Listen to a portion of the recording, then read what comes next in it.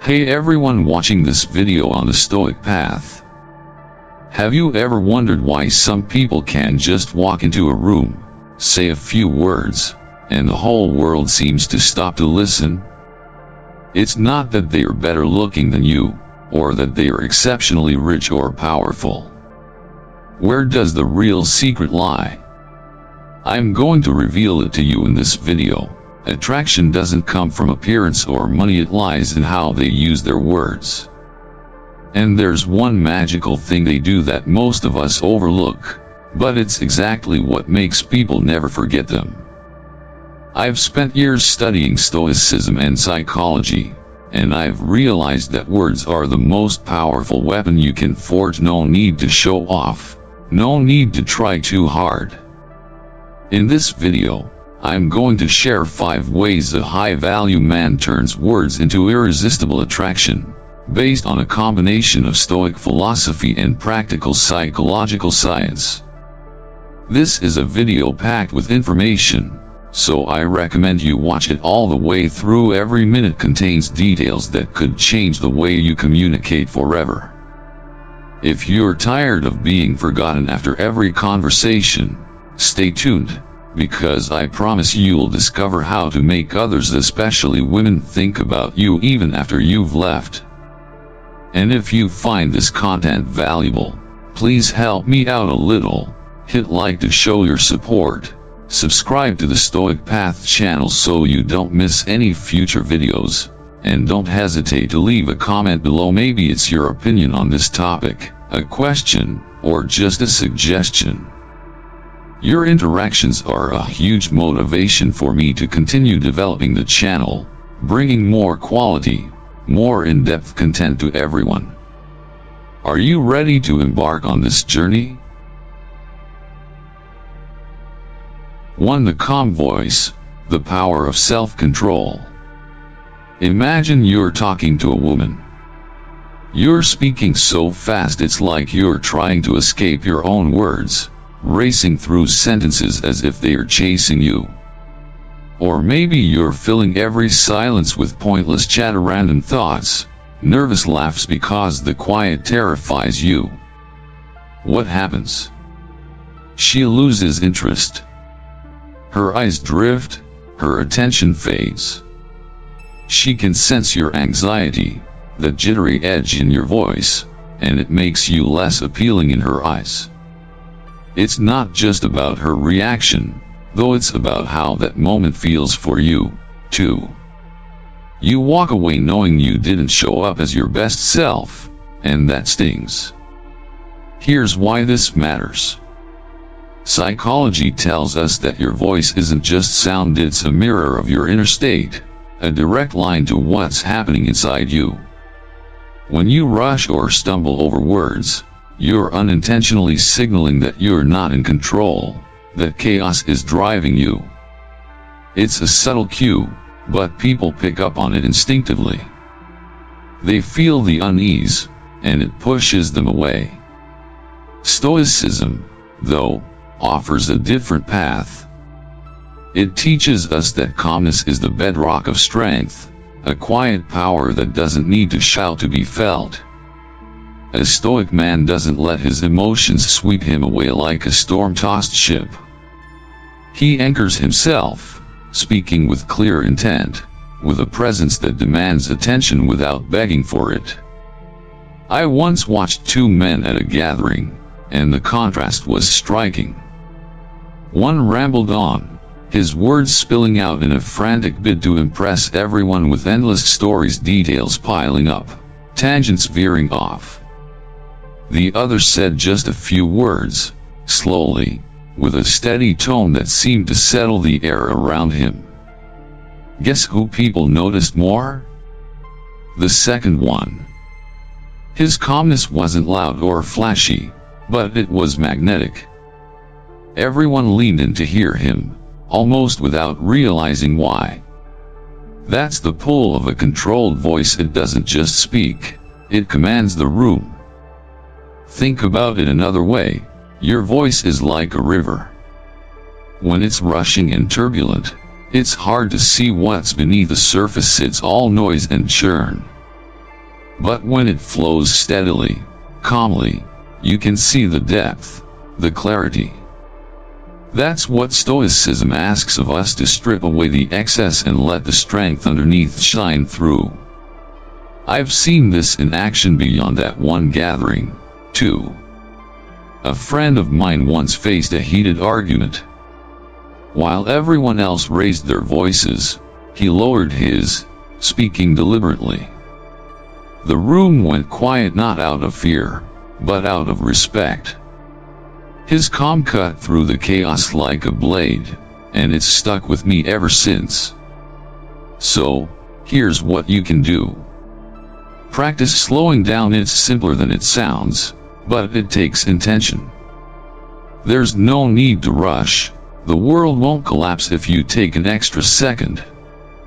When you speak, let each word carry weight, like stones dropped into still water, rippling out naturally. If you feel a silence coming, don't fear it, let it linger. Don't fill it with fluff just to avoid the void. A well-timed pause is like a low note in a song. It holds the space, builds tension, and makes your words more captivating. Try this. Next time you're in a conversation, take a deep breath before you respond. Feel your chest expand, your mind settle, and then speak. You'll be amazed how people start leaning toward you, eager to hear what comes next. It's not magic, it's presence. And if you really want to test it, pay attention to their eyes. When you slow down and let your voice steady, you'll see them lock in, drawn by the quiet confidence you're projecting. That's the Stoic way: less noise, more power. 2. Subtle teasing, building closeness without crossing lines. Have you ever tried to make someone laugh with a joke, only to see their face tighten up instead of light up with amusement? Maybe you tossed out a quick quip, expecting a giggle, but got a cold stare or an awkward silence instead. A lot of guys think teasing is the fastest way to impress. Crack a line, get a laugh, win them over. But if you get it wrong, it's a misfire that can make you look like you're trying too hard, scrambling for attention, or worse, disrespectful, like you've just stepped over a line you didn't even see. It's a sinking feeling when you realize the vibe's gone sour, and you're left wondering where it all went off track. This happens for a reason, and it's deeper than just a bad joke. Stoicism doesn't push us to please others at all costs. It's not about bending over backwards to get a smile or a nod of approval. It's about finding balance, a steady middle ground between playfulness and self-respect. When you tease rudely, with a sharp edge that stings, or when you immediately fished for approval, did you like that? Was that funny? You lose your charm. You're handing over your power, letting the reaction define your worth.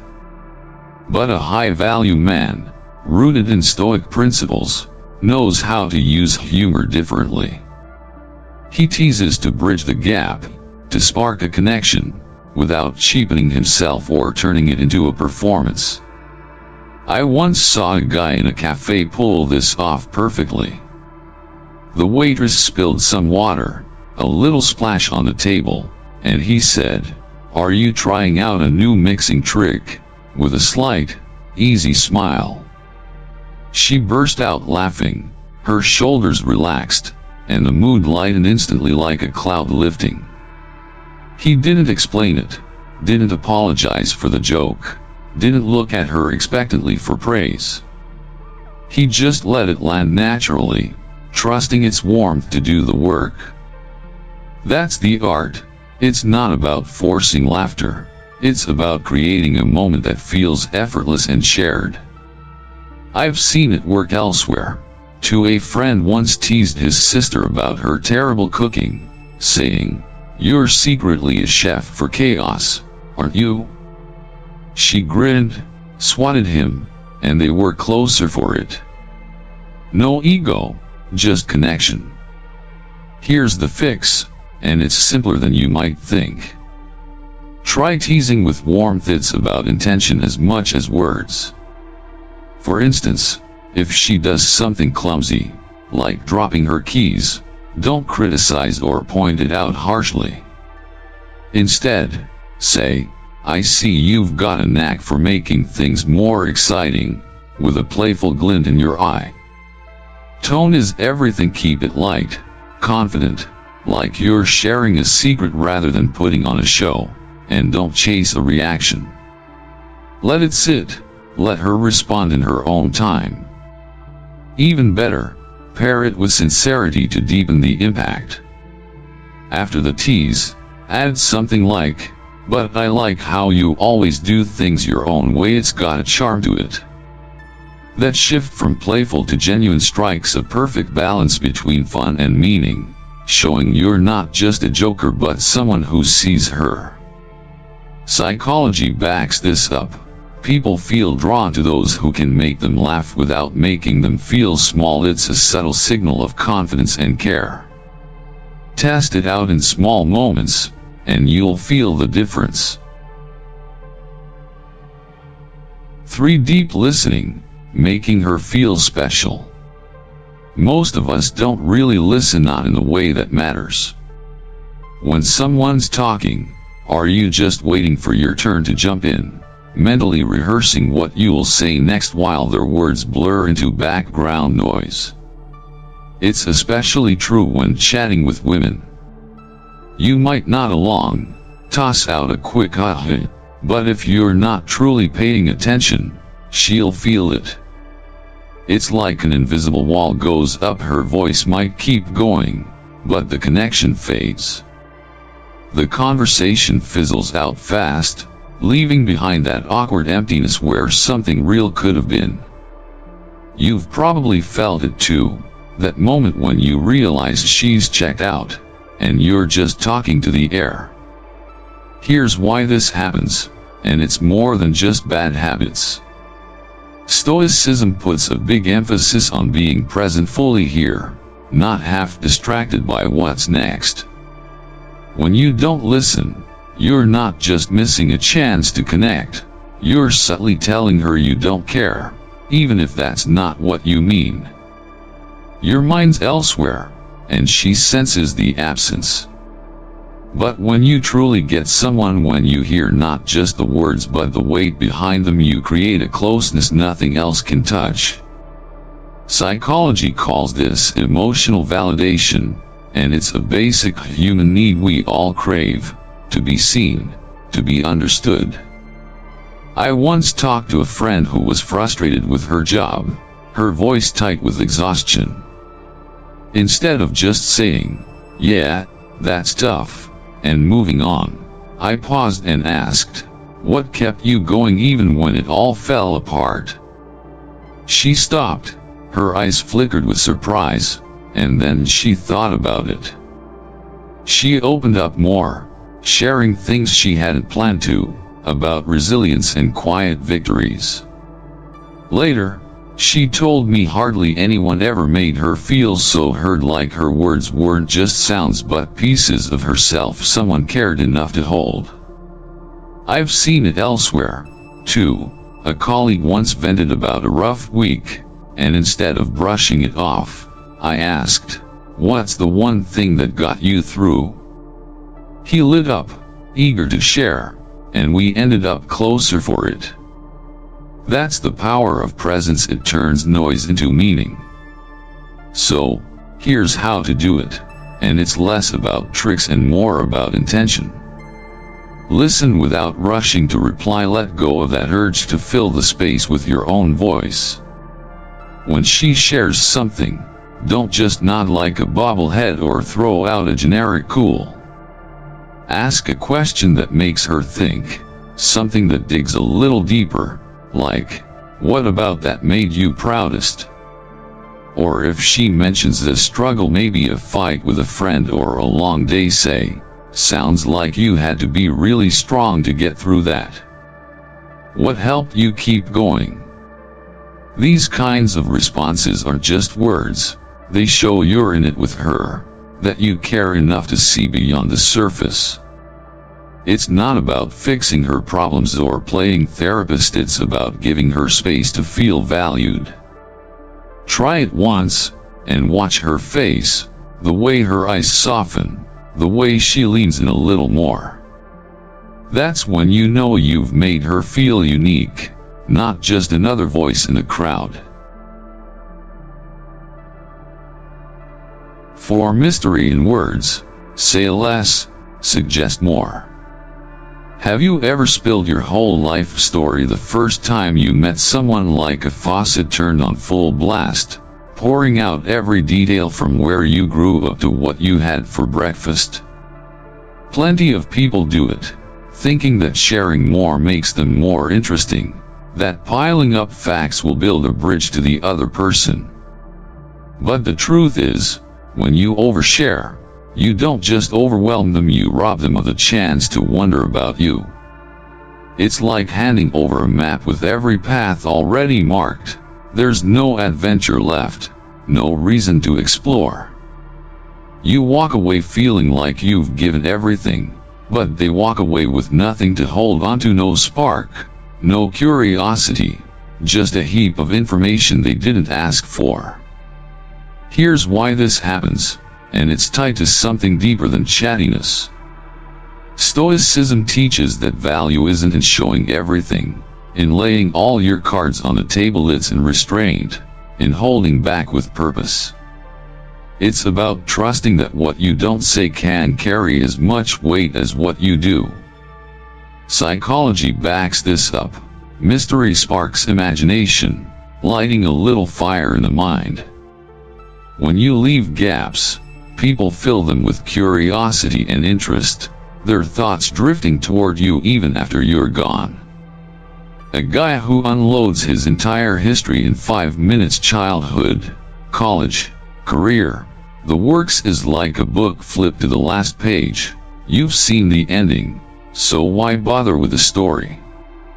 I once met someone who turned this on its head. When I asked, "What do you do?"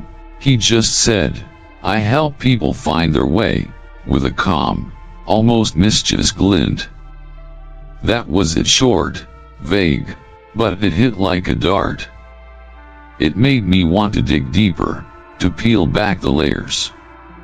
He didn't brag about titles or achievements.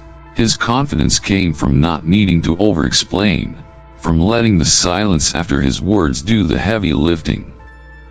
I've seen it work elsewhere. A co-worker once dodged a question about his weekend with, "Oh, just chasing some shadows," and grinned. It stuck with me all day, wondering what he meant. That's the pull of mystery. It doesn't shout, it whispers. The solution? Say less than you're tempted to. It's a discipline worth practicing.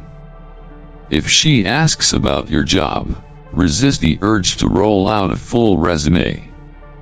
Instead, try, "I do something with solving problems."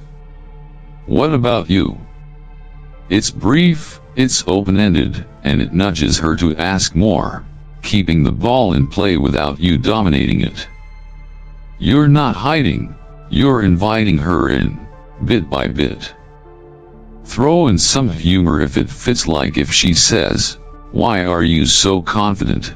you could reply, "I trained under a secret expert, my mom," with a playful shrug. It's light, it's cheeky, and it leaves her with questions tickling her mind. What's the story there?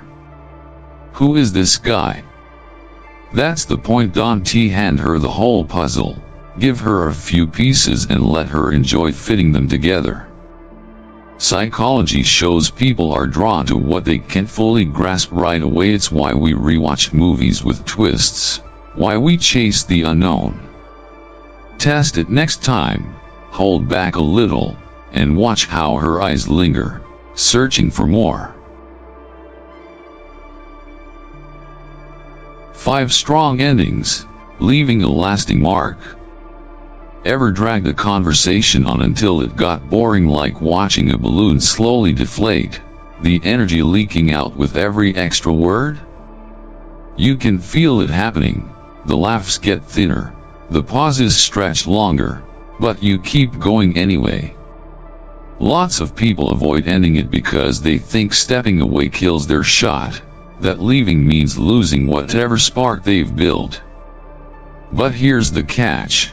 If you stick around too long, lingering like a guest who can't find the door, you come off like someone with nothing better to do, no purpose, no drive. It's not just about her losing interest, it's about you losing that edge that makes you stand out. You walk away kicking yourself, knowing it could have ended on a high note instead of a tired fizzle. This matters because Stoicism tells us to value time, hours and theirs like it's a currency we can't waste. It's not about clinging to every second out of fear. It's about respecting the moment enough to let it shine and then let it go. When you end a conversation at its peak, when the air's still buzzing and the smiles are fresh, you leave a pleasant ache, a little tug of what's next, that makes them want to see you again. Psychology has a name for this, the Zeigarnik effect. People remember unfinished things more than completed ones. It's why cliffhangers keep us hooked on shows, why a half-told tale lingers in your head. I once left a chat when it was at its most fun, laughter still echoing, ideas bouncing, and said, "I've got to go, but this was great talking to you," with a quick nod. Later that night, she texted, "So when are we catching up again?" It stuck with her because it didn't overstay its welcome. If I'd stayed another 10 minutes, rambling until the spark dimmed, it probably would have faded out into something forgettable. I've seen it elsewhere. To a friend once cut a group hangout short, saying, "I'm out, but this was a blast," and left us all wanting more. That's the trick. A strong exit isn't abandonment, it's a gift. Here's what to do, and it's easier than you think. Take charge and wrap it up when things are still good. Don't wait for the vibe to sag. Say something like, "I've got to run, but this was fun. Catch you later," and mean it. No dragging it out with "maybe I'll stay a bit." No apologies for leaving, just step away with confidence, like you've got a life worth living beyond this moment. Bonus points if you add a teaser to keep her mind ticking, like, "Next time, I'll tell you a better story," with a half smile that promises more without spelling it out. It sets her up to look forward to what's ahead, planting a seed of anticipation. You're not ghosting, you're curating the memory, making it sharp, vivid, something she'll replay later. Try it and watch. The way she nods back, the little glint in her eye that says she's already curious about round 2. That's how you leave a mark, not by overstaying, but by mastering the exit. Words are not just tools for conversation, they are how you etch your mark on the world. A high-value man doesn't need to shout to get attention. He uses calmness like a blade, subtlety like a brushstroke, and confidence like a smoldering fire, drawing people in without having to pull them. Try just one of these 5 methods in the coming week, just one, and observe what happens. You don't need to become someone else, just change the way you speak, and the world will see you differently. If you found this video valuable, please do me a small favor, hit like, subscribe to the Stoic Path channel, and leave a comment below which method did you like the most, or just an idea so I can bring more quality content to you. This video contains a lot of information, so if you've watched it all the way through, congratulations, you've just invested in yourself. I'm your name. Thank you for joining me, and I'll see you in the next video. Live powerfully. Live true to your Stoic path.